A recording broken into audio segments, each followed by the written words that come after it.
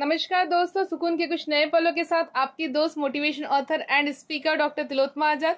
आज के सेशन में हम चर्चा करने जा रहे हैं कि जीवन में असफलता के प्राप्त होने के बाद सफलता का प्रयास न छोड़े, जीवन में उम्मीदें न छोड़े, जीवन में आशाएं न छोड़े, क्योंकि असफलताएं जीवन में आती जाती रहती है, लेकिन एक क्षण वह भी आएगा जब जीवन में आपको सफलता अवश्य मिलेगी। चाहे यह सफलता भौतिक संसार की हो, चाहे आध्यात्मिक सफलता हो। जी हाँ दोस्तों, जब हम किसी लक्ष्य को प्राप्त करने के लिए आगे बढ़ते हैं तो अनेकों कठिनाई रास्ते में आती है और हम उन कठिनाइयों से हताश हो जाते हैं, निराश हो जाते हैं और हम इतने परेशान हो जाते हैं कि हमारे जीवन से सुकून और आनंद के पल ही चले जाते हैं। लेकिन धैर्य रखिए, जीवन में एक दिन वह भी आएगा जिस दिन आप कई बार गिरोगे, एक बार नहीं, दो बार नहीं, दसों बार गिरोगे, लेकिन एक समय वह भी आएगा कि आप अपने जीवन में सफल होंगे। जो आप पाना चाहते हैं, जो आप कर दिखाना चाहते हैं, सफलता के जिस शिखर पर आप पहुंचना चाहते हैं, वह शिखर आपको अवश्य मिलेगा। बस हिम्मत बनाए रखिए, एक दिन आपके जीवन में सुकून और आनंद के पल जरूर आएंगे।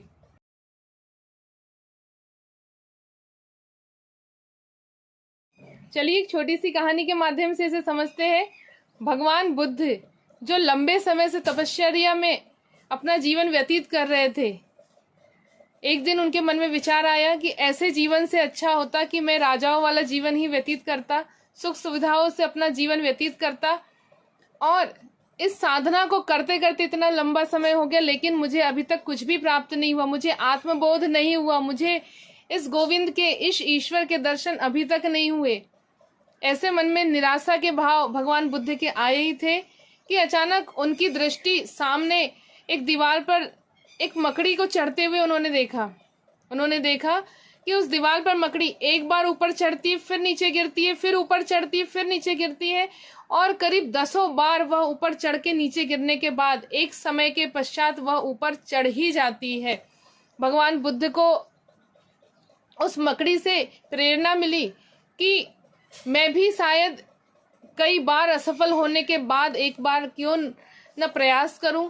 जब उन्होंने इस गोविंद, इस ईश्वरी सलाह को पाने के लिए पुनः तपश्चर्या प्रारंभ की, तो एक समय वह भी आया कि जब उनको आत्मबोध हुआ, इस निराकार, इस गोविंद सलाह के दर्शन हुए और फिर वो निरंतर लोगों की समाज सेवा में लग गए, लोगों को इस ईश्वर, इस निराकार, इस गोविंद के दर्शन कराने में लग गए और उनके जीवन के साथ लाखों करोड़ों लोगों के जीवन को सुकून और आनंद से उन्होंने परिपूर्ण कर दिया।